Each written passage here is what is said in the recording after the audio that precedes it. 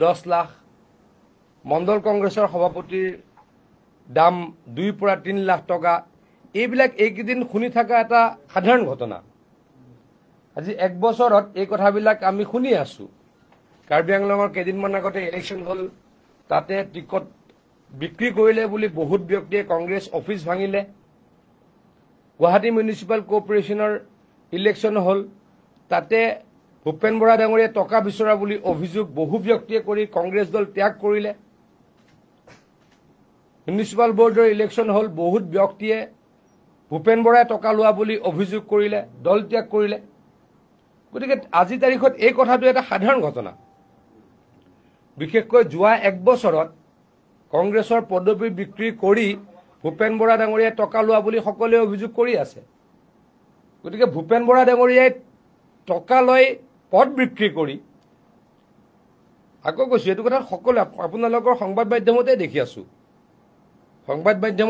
আছো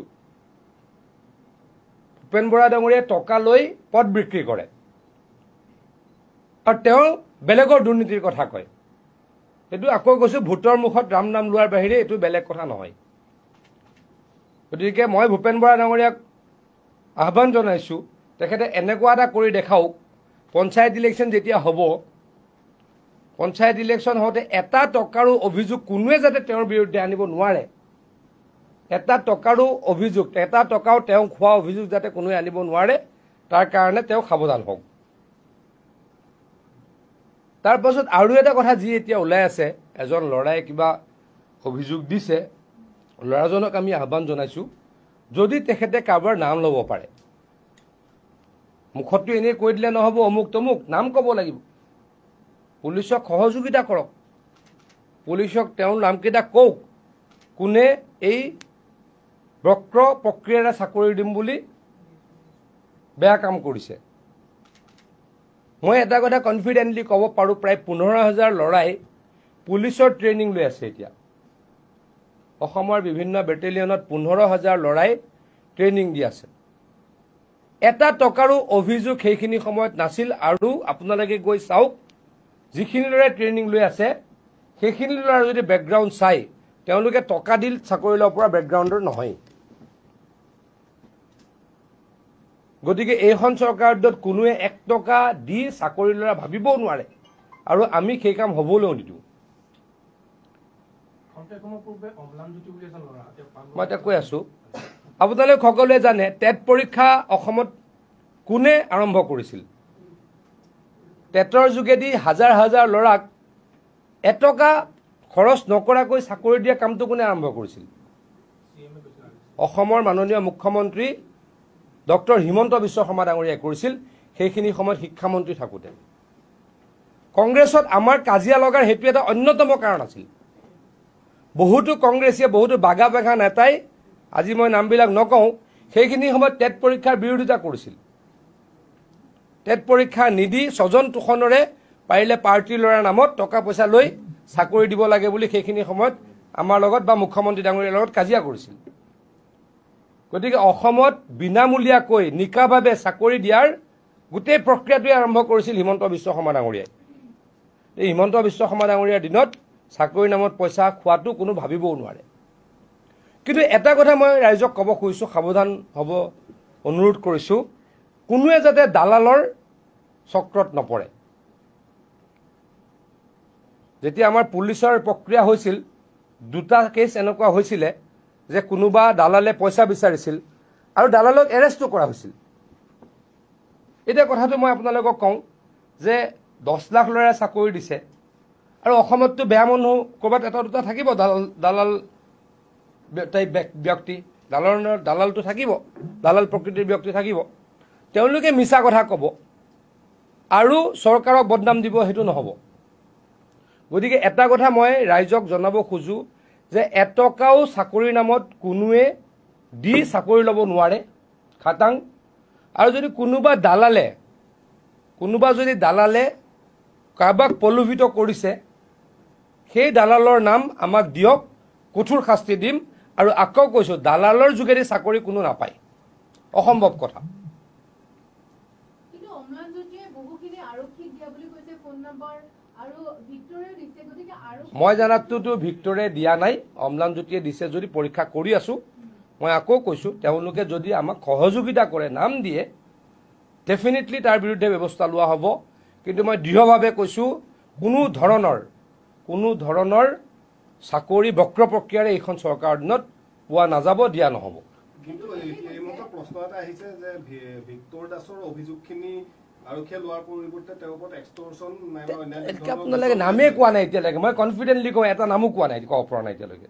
প্ৰথমে আৰক্ষীয়ে মন্তব্য কৰিছিল আমাৰ আগত শুকুৰবাৰে যে তেওঁ দিয়া নথিপত্ৰখিনি কি পৰ্যায়ৰ ব্যক্তি আপোনালোকক কৈছিলে মই নাজানো। এইমাত্ৰ আমি শীৰ্ষ আৰক্ষী বিষয়াৰ লগত কথা পাতিয়ে আপোনালোকৰ মাজলৈকে আহিছো।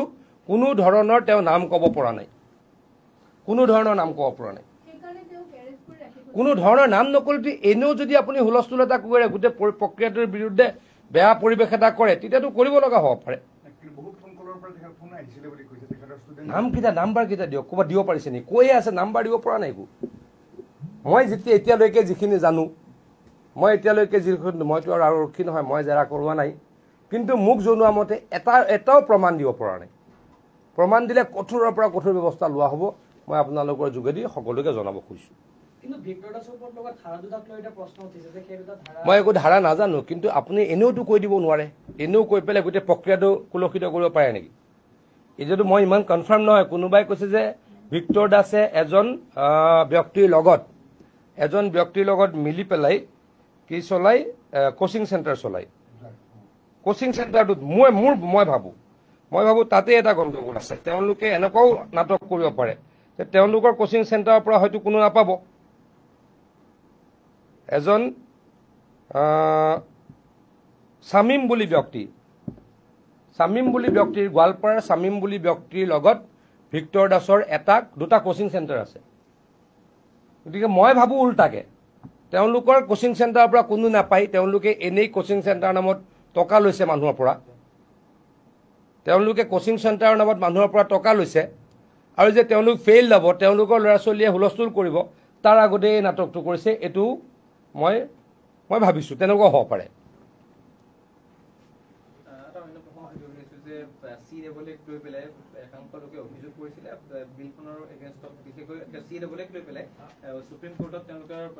আজি চি এৰ ওপৰত নকওঁ, বহুত কৈছো চি এৰ ওপৰত আৰু বহুত আজিৰ পৰা আজি চি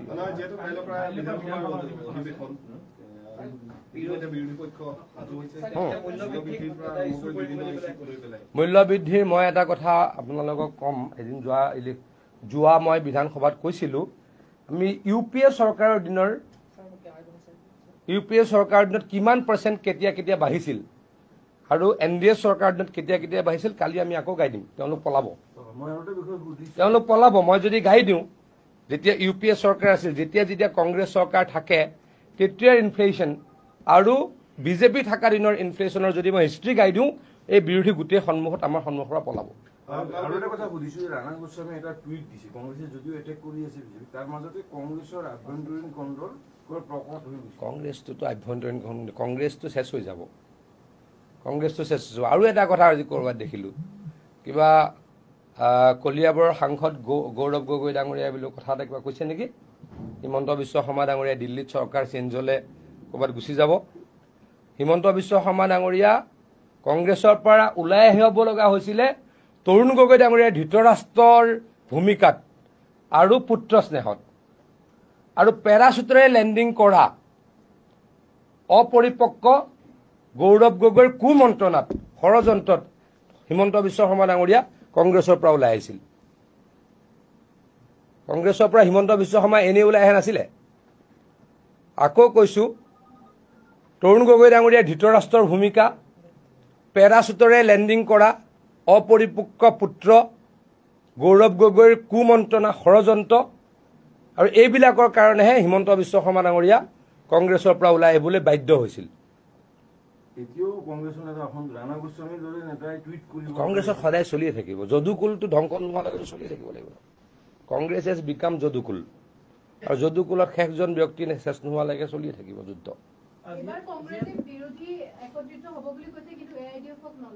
AIDFক ইলেকশ্যনৰ সময়তে লৈ লোৱা দেখায় আপোনালোকে। কংগ্ৰেছক বিশ্বাস কৰিব কেনেকে? আগতেও নলয় বুলি কয়, আকৌ লৈ লয়। মইতো এটা কথা কৈ আছো নহয় যিদিনাখন ল'ব সেইদিনাখন দিল্লীৰ পৰা তেওঁ ভূপেন বৰা ডাঙৰীয়া আহি কৈ দিব হাইকমাণ্ডে লৈছে মই ক'বলৈ কোন মই হাৰি গ'লো তেনেকুৱা শব্দ কৈ দিব আজমলে কৈ দিব ভূপেন বৰাক মই পাত্তাই নিদিওঁ মোৰতো মিটিং সোনিয়া গান্ধীৰ লগতে হয় এইবিলাক আমি শুনিয়ে থাকোঁ কোচিং চেণ্টাৰৰ কথা আপুনি কৈছে যে দুজন মিলি কৰিছে আৰু আপুনি সন্দেহ প্ৰকাশ কৰিছে আপুনি কিবাহৰ ভিত্তিত এনেকৈ কৈছে নে মই সন্দেহ প্ৰকাশ কৰিছোঁ বুলি কৈছোঁ দুজন ব্যক্তি মই আকৌ কৈছোঁ গোৱালপাৰাৰ এজন ব্যক্তি শামীম আৰু এই ব্যক্তি ভিক্টৰ দাসে দুটা কোচিং চেণ্টাৰ চলায় চ' তেওঁলোকে গভৰ্ণমেণ্টক বদনাম কৰিব পাৰে আৰু তেওঁলোকৰ চেণ্টাৰৰ পৰা কোনো ল'ৰাই নাপায় বুলি অলৰেডি এটা নাটক কৰিব পাৰে তেনেকুৱা কিবা কৰিব পাৰে থেংক ইউ মোক একাপ চাহ দে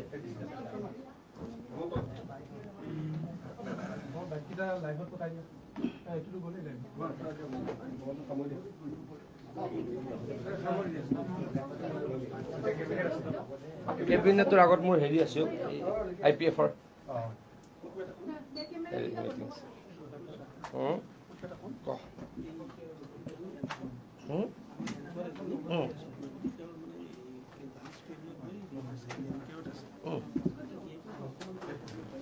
পুৰা আগে কৰিব নোৱাৰে বাবা